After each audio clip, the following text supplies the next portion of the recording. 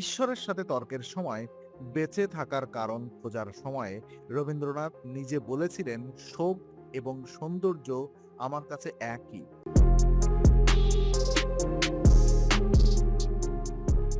১৯১৩ সাল, Stockholm, Nobel পুরস্কার ঘোষণা সাহিত্যে বিজয়ী রবীন্দ্রনাথ ঠাকুর। পৃথিবী অবাক, একজন ভারতীয় প্রথম এশিয়ান নোবেল পেলেন। উৎসব শুরু হলো, কলকাতা থেকে লন্ডন, সবখানে আলোচনা।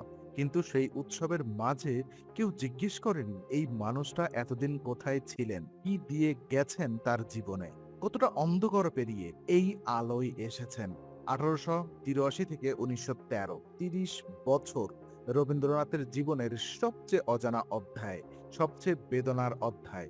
এই ৩০ বছরে তিনি হারিয়েছেন একে একে সব, স্ত্রী, মেয়ে, ছেলে, বাবা, বন্ধু, স্বীকৃতি এবং কখনো কখনো নিজেকে। আজকের বিং ইনসাইডে আমরা বলবো সেই গল্প যেটা কবিতার বইয়ে নেই, যেটা পাঠ্য বইয়ে নেই, রবীন্দ্রনাথের সেই জীবন যেখানে শুধু আলো ছিল না, অনেক অনেক অন্ধকারও ছিল। ঠাকুরবাড়ির ছেলে, একটি অদ্ভুত শৈশব। ৭ মে ১৮৬১, জোড়াসাঁকো, কলকাতা। ঠাকুরবাড়িতে জন্ম রবীন্দ্রনাথ ঠাকুর। ১৪ ভাই বোনের মধ্যে সবচেয়ে ছোট। ঠাকুরবাড়ি মানে তখনকার বাংলার সবচেয়ে উজ্জ্বল সাংস্কৃতিক কেন্দ্র। দেবেন্দ্রনাথ ঠাকুর, বাবা, ব্রাহ্ম সমাজের স্তম্ভ, দার্শনিক, আধ্যাত্মিক, কিন্তু সন্তানদের সময় দিতেন না। রবীন্দ্রনাথ পরে লিখেছেন, বাবা ছিলেন দূরের মানুষ, হিমালয়ের মতো উঁচু, কিন্তু স্পর্শ করা যায় না। মা সারদা সুন্দরী দেবী। রবীন্দ্রনাথের মাত্র ১৩ বছর বয়সে মারা গেলেন। এই শোক রবীন্দ্রনাথ কখনো ভুলতে পারেননি। মায়ের মৃত্যু সম্পর্কে পরে লিখেছেন, আমাদের তখন সংবাদ দেওয়া হয়নি। সকালবেলা ঘুম ভেঙে শুনলাম মা নেই। শৈশব ছিল অদ্ভুত। নগরদের কাছে বড় হয়েছেন, মায়ের ভালোবাসা পাননি, বাবার সান্নিধ্য পাননি।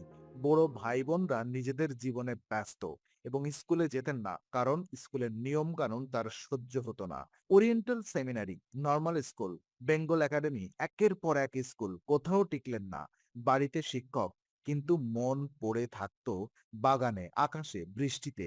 এই একাকী শৈশব তাকে দিয়েছিল প্রকৃতির সাথে গভীর সম্পর্ক এবং ভেতরের জগতের সাথে। কিন্তু সেই একাকিত্ব পরে তাকে কতটা পোড়াবে তখন কে জানতো। প্রথম কবিতা এবং সমালোচনার আঘাত। রবীন্দ্রনাথ লিখতে শুরু করলেন মাত্র ৮ বছর বয়সে।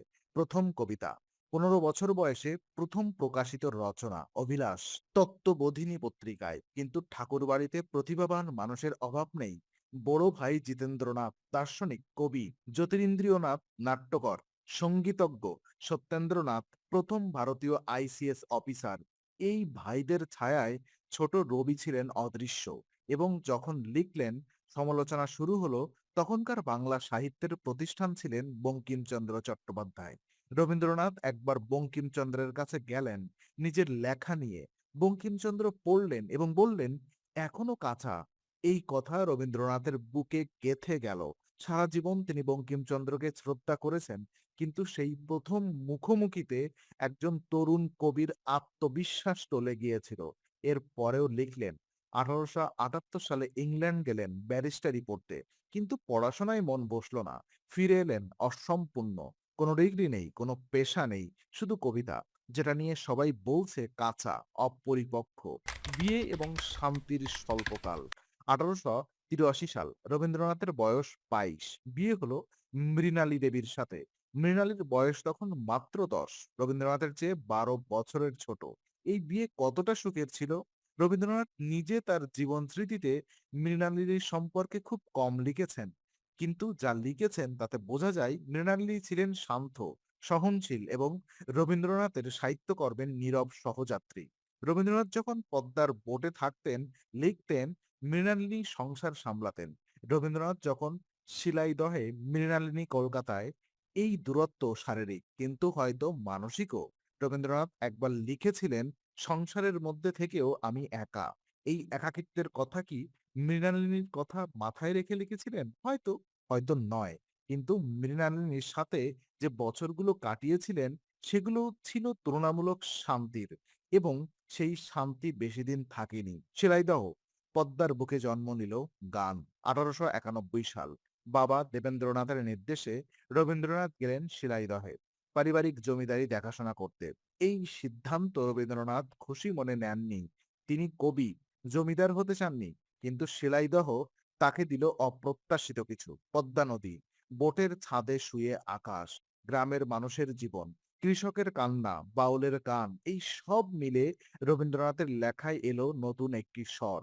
ছিন্নপত্র, ভাইপো ইন্দিরাকে লেখা চিঠি। সেই চিঠিগুলোতে পদ্মার বর্ণনা, প্রকৃতির বর্ণনা এবং ভেতরের এক গভীর একাকিত্বের কথা। আমি সম্পূর্ণ একা এই বোটে বসে আছি। চারদিকে পদ্মার বিস্তার, আকাশে মেঘ। মনে হচ্ছে পৃথিবীতে আমি শুধু একা আছি। এই সময়ের লেখা হলো সোনার তরী, চিত্রা, গল্পগুচ্ছের অনেক গল্প। শিলাইদহ তাকে দিয়েছিল সাহিত্যের গভীরতা। কিন্তু একই সময়ে কলকাতায় পরিবার এবং দূরত্ব, মৃত্যুর মিছিল একের পর এক। এবার আসছে সেই অধ্যায় যেটা সবচেয়ে কম আলোচিত, সবচেয়ে বেদনার। 1895 থেকে 1907, মাত্র 12 বছরে রবীন্দ্রনাথ হারালেন একের পর এক। 1895 সাল, ভাবি কাদম্বিনী দেবীর মৃত্যু। না, কাদম্বিনী দেবী রবীন্দ্রনাথের জ্যেষ্ঠ ভাই জ্যোতিরিন্দ্রনাথের স্ত্রী। কিন্তু কাদম্বিনীর সাথে রবীন্দ্রনাথের সম্পর্ক ছিল অনন্য। তিনি ছিলেন রবীন্দ্রনাথের প্রথম পাঠক, প্রথম সমালোচক, প্রথম বন্ধু, প্রথম অনুপ্রেরণা। রবীন্দ্রনাথ যা লিখতেন প্রথমে কাদম্বরীকে পড়াতেন। কাদম্বরী বলতেন এটা ভালো হয়েছে অথবা এখানে আরো দরকার। রবীন্দ্রনাথের বিয়ের মাত্র 4 মাস পর 1884 সালের এপ্রিলে কাদম্বরী দেবী আফিম খেয়ে আত্মহত্যা করলেন। কেন? এই প্রশ্নের উত্তর আজও সম্পূর্ণ স্পষ্ট নয়। কেউ বলেন বৈবাহিক অসুখ, কেউ বলেন একাকিত্ব, কেউ বলেন রবীন্দ্রনাথের বিয়ের পর দূরত্ব। কিন্তু যাই হোক, কাদম্বরীর মৃত্যু রবীন্দ্রনাথকে ভেঙে দিয়েছিল গভীরভাবে। তিনি এই মৃত্যু নিয়ে সরাসরি কিছু লেখেননি, কিন্তু তার পরবর্তী লেখায় মৃত্যু, বিচ্ছেদ, অপূর্ণ ভালোবাসা বারবার এসেছে। গবেষকরা বলেন কাদম্বরীর ছায়া রবীন্দ্রনাথের সাহিত্যে আছে। নষ্টনীড় এক চারুলতা, শেষের কবিতার লাবণ্য, এই চরিত্রগুলোতে। তারপর 1902 সালে মৃণালিনী দেবী মারা গেলেন মাত্র 29 বছর বয়সে। 5 সন্তানকে রেখে। রবীন্দ্রনাথের বয়স তখন 41। মৃণালিনীর মৃত্যুর কথা লিখেছেন, বাড়ি ফিরে দেখলাম সব শেষ। সংক্ষিপ্ত, কিন্তু সেই সংক্ষিপ্ততার মধ্যে কতটা যন্ত্রণা লুকানো। তারপর 1903 সাল, মেয়ের রেণুকার মৃত্যু মাত্র 12 বছর বয়সে, যক্ষ্মায়। রেণুকার যখন লেখা কবিতা আমার সোনার বাংলা লেখার সময়কালের কাছাকাছি। কিছু গবেষক বলেন রেণুকার মৃত্যুর বেদনা রবীন্দ্রনাথের সেই সময়কার লেখার গভীরভাবে মিশে আছে। তারপর 1905 সাল, বাবা দেবেন্দ্রনাথ মারা গেলেন। সেই দূরের পাহাড় যাকে ছোঁয়া যেত না, কিন্তু তিনি ছিলেন একটি বিশাল উপস্থিতি। তিনি চলে গেলেন এবং তারপর 1907 সাল, ছোট ছেলে সোমীন্দ্রনাথ মারা গেলেন মাত্র 13 বছর বয়সে, কলেরায়। মাত্র 5 বছরে স্ত্রী, মেয়ে, বাবা, ছেলে, 4টি মৃত্যু। একজন মানুষ এতটা কিভাবে সহ্য করেন? রবীন্দ্রনাথ সহ্য করেছিলেন কারণ লেখা ছিল এবং লেখার মধ্যে দিয়ে তিনি বাঁচতেন। গীতাঞ্জলি, বেদনা থেকে জন্ম নেওয়া কবিতা। এবার সবচেয়ে গুরুত্বপূর্ণ সত্যটা, গীতাঞ্জলি যে বই নোবেল এনে দিয়েছিলেন, সেই বইয়ের কবিতাগুলো কোথা থেকে এসেছিল? 1907 থেকে 1910, ছেলের মৃত্যুর পর, স্ত্রীর মৃত্যুর পর, মেয়ের মৃত্যুর পর, বাবার মৃত্যুর পর। এই শোকের মধ্যে, এই ভাঙনের মধ্যে রবীন্দ্রনাথ লিখলেন, আমার মাথা নত করে দেওয়া হয় তোমার চরণ ধুলার তলে। তুমি কি কেবলই ছবি, শুধু পটে লেখা? আমার সোনার বাংলা, আমি তোমায় ভালোবাসি। এই কবিতাগুলো সুখের সময়ে লেখা হয়নি, যন্ত্রণার সময়ে লেখা। ঈশ্বরের সাথে তর্কের সময়, বেঁচে থাকার কারণ খোঁজার সময়ে।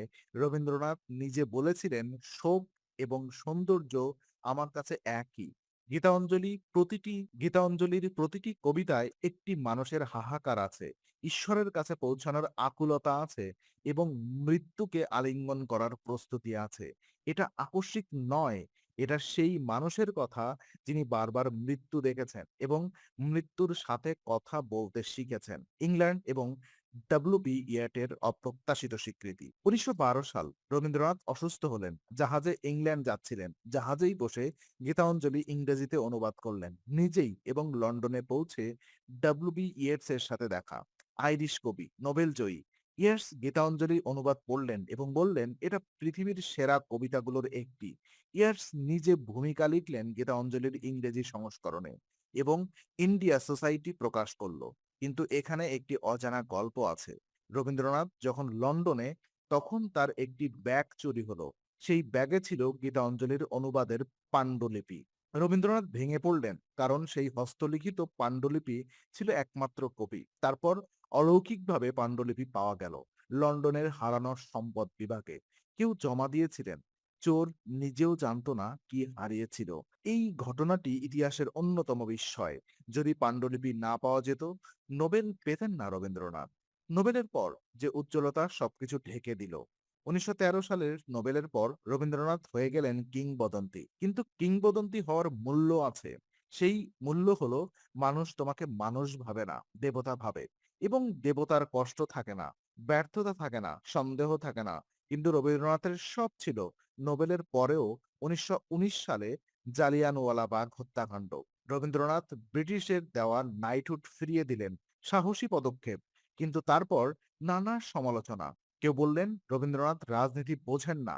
কেউ বললেন তিনি জমিদার, তার রাজনীতি করার অধিকার নেই। কেউ বললেন তার সাহিত্য পুরনো হয়ে যাচ্ছে, নজরুল যুগের আসছে। কেউ বললেন তার সাহিত্য পুরনো হয়ে যাচ্ছে, নজরুলের যুগ আসছে। এই সমালোচনা রবীন্দ্রনাথকে আঘাত করেছিল। তিনি লিখেছেন, আমার কবিতা কি পুরনো হয়ে যাচ্ছে? আমি কি সময়ের সাথে তাল রাখতে পারছি না? এই সন্দেহ একজন নোবেল জয়ীর। এটাই সত্যিকারের রবীন্দ্রনাথ। শান্তিনিকেতন, স্বপ্ন এবং বাস্তবতার সংঘর্ষ। রবীন্দ্রনাথের সবচেয়ে বড় স্বপ্ন শান্তিনিকেতন। মুক্ত বিশ্ববিদ্যালয়, মুক্ত বিদ্যালয়, গাছের তলায় পড়াশোনা, প্রকৃতির মাঝে শিক্ষা। 1901 সালে শুরু, কিন্তু শুরুতে মাত্র 5 জন ছাত্র, অর্থ নেই, শিক্ষক নেই। রবীন্দ্রনাথ নিজের পকেটের টাকা ঢালছেন। মৃণালিনী দেবীর গহনা বিক্রি হয়েছিল শান্তিনিকেতনের জন্য। মৃণালিনী আপত্তি করেননি। রবীন্দ্রনাথ পরে লিখলেন, মৃণালিনী নিজের গহনা দিয়েছিল। আমি তখন বুঝিনি সে কতটা ত্যাগ করেছিল। শান্তিনিকেতন নিয়ে চিন্তা, অর্থের সংকট, প্রশাসনিক সমস্যা। রবীন্দ্রনাথ বারবার হতাশ হয়েছেন। একবার লিখেছেন, এই বিদ্যালয় আমার স্বপ্ন, কিন্তু স্বপ্ন বাস্তবায়নে কতটা রক্ত ঝরে সেটা স্বপ্নের সময় বোঝা যায় না। কিন্তু তিনি থামেননি এবং শেষ পর্যন্ত শান্তিনিকেতন বিশ্বভারতী বিশ্ববিদ্যালয় হলো। শেষের দিনগুলো একটি বৃদ্ধের অন্ধকার। 1941 সাল, রবীন্দ্রনাথের বয়স 80। তিনি অসুস্থ, কিন্তু লিখছেন শেষ লেখা। এই কবিতাগুলো পড়লে বুকে চাপ লাগে। আমি চিনি গো চিনি তোমারে, ও গো বিদেশিনী। এটা কি মৃত্যুকে উদ্দেশ্য করে লেখা? অনেকেই বলেন হ্যাঁ। শেষ জীবনে রবীন্দ্রনাথ লিখেছেন, সভ্যতার সংকট, দ্বিতীয় বিশ্বযুদ্ধ চলছে, হিরোশিমা তখনও হয়নি। কিন্তু রবীন্দ্রনাথ যেন আগাম দেখছিলেন। আজ অবসাদে মনে হচ্ছে, বুঝি বা অন্তিম নিষ্ঠুরতার পথ ধরে সভ্যতার দেউলিয়া এগিয়ে আসছে। 1941 সালের 7 আগস্ট শান্তিনিকেতনে নয়, কলকাতায় জোড়াসাঁকোর ঠাকুর বাড়িতে, যেখানে জন্মেছিলেন সেখানেই মৃত্যু। 80 বছর বয়সে। শেষ কথাগুলো কি ছিল কেউ জানে না। কিন্তু শেষ কবিতার শেষ লাইনটি ছিল, মরিতে চাহি না আমি সুন্দর ভুবনে। নয়, সেটা আগের কবিতা।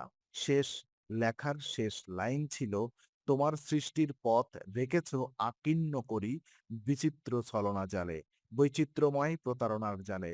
সৃষ্টির পথ।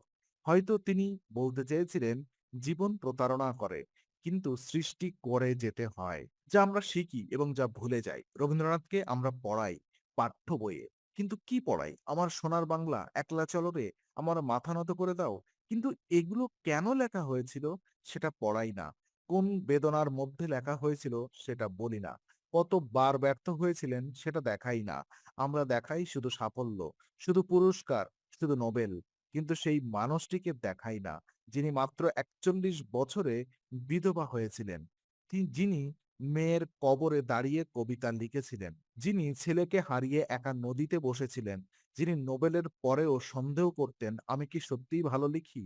এই মানুষটাকে জানলে রবীন্দ্রনাথকে আরো ভালোবাসা যায়। কারণ তখন বোঝা যায়, একলা চলো রে শুধু দার্শনিক বাণী নয়, একজন মানুষের নিজের অভিজ্ঞতা, যিনি সত্যি একা চলেছিলেন বারবার। 1913 সালের নোবেল ঘোষণার দিন রবীন্দ্রনাথ কোথায় ছিলেন? শান্তিনিকেতনে। খবর পেলেন টেলিগ্রামে। কবিতা লিখছিলেন, থামলেন, পড়লেন এবং কেউ বলেননি তিনি উল্লাস করেছিলেন। কেউ বলেননি তিনি চিৎকার করেছিলেন। তিনি চুপ করে বসে রইলেন কিছুক্ষণ। তারপর আবার লিখতে শুরু করলেন। হয়তো ভাবছিলেন মৃণালিনী থামলে কেমন হতো? রেণুকা থামলে, সমীক থামলে তারা দেখতে পারত না। কিন্তু তাদের কারণেই হয়তো এই মুহূর্ত। কারণ তাদের হারানোর বেদনায় লেখা হয়েছিল গীতাঞ্জলি এবং সেই গীতাঞ্জলি পৌঁছেছিল স্টকহোমে। ইতিহাস শুধু নোবেলের কথা বলে, বিং ইনসাইড বলতে চেয়েছে সেই মৃত্যুগুলোর কথা, সেই বেদনাগুলোর কথা, সেই একাকিত্বের কথা, যার ভেতর থেকে জন্ম নিয়েছিল বাংলার সবচেয়ে উজ্জ্বল আলো। রবীন্দ্রনাথ একবার লিখেছিলেন, "মরণ রে তু মম শ্যাম সমন।